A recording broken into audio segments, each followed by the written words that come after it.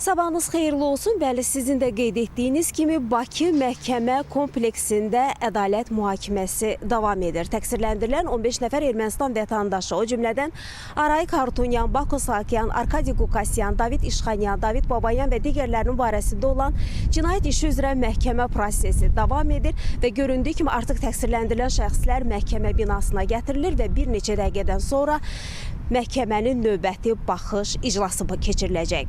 Məhkəmə prosesində subutlar, faktlar araşdırılır.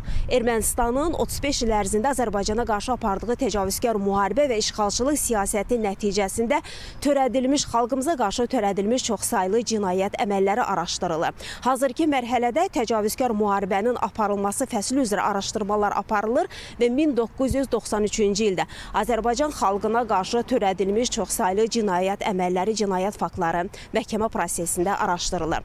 Həmin hadisələrlə bağlı qeyd edək ki, 1993-cü ildə Azərbaycanın bir neçə rayonu Ermənistan tərəfindən işğal olunub, əhalisi didərgin salınıb, ev eşikləri əlindən alınıb, malları, mülkləri talan olunub. Məhkəmə prosesi açıq keçirilir, təqsirləndirilən şəxslərin hər biri 2 müdafiəçi ilə təmin olunub, onlara rus və erməni dilində tərcüməçi də ayrılıb. Məhkəmə prosesində qeyd edək ki, bu cinayət işi üzrə çoxsaylı sənədlər, subutlar, faktlar toplanıb ki, onlar da məhkəmə prosesində tədqiq olunur. Qeyd etdiyimiz kimi bu iş üzrə çox saylı zərər çəkənlər keçir. 531 mindən çox zərər çəkən var. Onlar da məhkəmə prosesində həm zərər çəkmiş qismində əyləşiblər, həm də məhkəmə prosesində ifadə verirlər.